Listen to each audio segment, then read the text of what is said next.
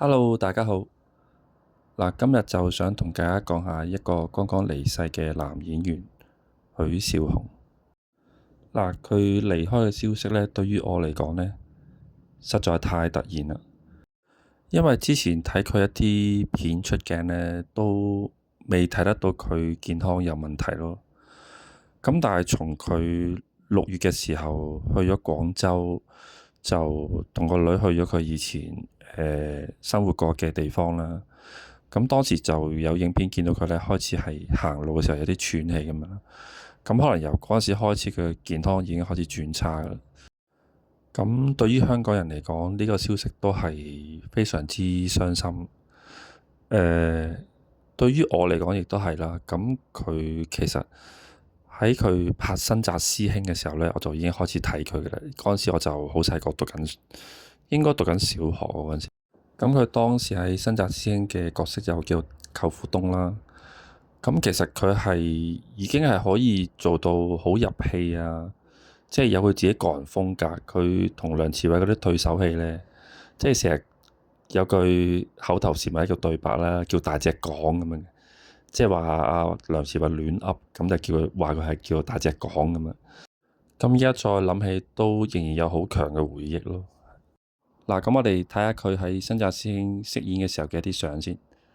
嗱，呢一張呢就係佢俾差人拉咗去差館啦，跟住要落口供。咁阿梁朝偉啱啱嚟到呢，咁就幫緊佢解圍啦，同翻其他佢差人嘅同事解釋翻啦。好啦，跟住另一道想講嘅劇呢，就係《蓋世豪俠》啦。咁許紹雄喺呢一套戲呢，就飾演大理國嘅錢萬里啦。咁周星馳就飾演段飛啦。咁佢就因為阿段飛喺大理國呢就犯咗法，咁阿錢萬呢就用呢個藉口去屈阿段飛，要阿段飛嘅師伯教佢武功。嗱，跟住到另一出戲啦，《他來自江湖》。咁許紹雄就係飾演馬世基啦，就係一個銀行嘅副經理嚟嘅。咁周星馳就係何金水啦，或者叫何陰廟啦。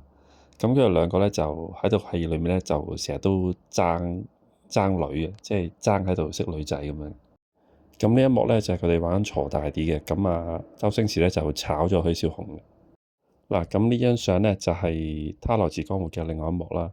咁啊，周星馳同阿許紹雄咧就一齊合資咗間公司。咁就後尾啲貨咧就損毀咗，咁佢哋咧就喺度鬧交。咁最終咧就猜包剪揼睇下邊個啱啦。咁最終就係大家都出揼打和嘅。好啦，跟住去到另外一出戲啦，《絕代雙驕》。咁就有佢契女啦，佘詩曼演嘅。咁同埋黃子華啦。咁呢一幕咧就係阿佘詩曼咧要買個袋，咁啊許紹雄咧就攞張信用卡幫佢簽，咁就有9折嘅。咁跟住咧，阿黃子華咧就要阿佘詩曼俾翻啲着數阿許紹雄。咁啊許紹雄咧就最終就要阿佘詩曼幫佢試衫咁樣咯，喺呢個鏡頭。咁跟住話黃子華咧就叫阿許紹雄攬一攬阿佘詩曼，睇下佢嘅身形似唔似佢女朋友。好啦，跟住去到使徒行者啦。咁許紹雄就係飾演歡喜哥啦。咁佢就同阿佘詩曼就啱啱睇咗個化驗報告啦。咁就個 DNA 咧就有血緣關係嘅，咁就相認翻。咁啊許紹雄就係佘詩曼個老豆啦。咁啊許紹雄亦都揾翻自己個女啦。咁另外亦都想講下許紹雄同大家分享嘅一啲人生哲理啦。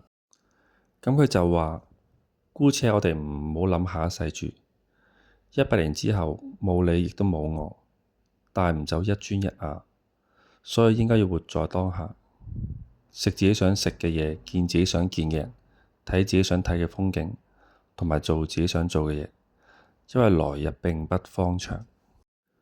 咁佢呢一段咁語重心長嘅説話呢，相信都係想令到大家都珍惜自己嘅時間啦，見自己屋企人啊、朋友啦，係啊，唔好白白浪費咗自己嘅時間同埋生命。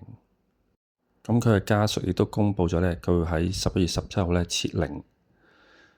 咁我相信，無論佢嘅屋企人啊、佢嘅朋友啦，同埋好多佢嘅鍾意睇佢演戲嘅觀眾呢，都希望同佢走埋最後呢一程啦。好啦，今日嘅分享就係去到呢度，好，再見。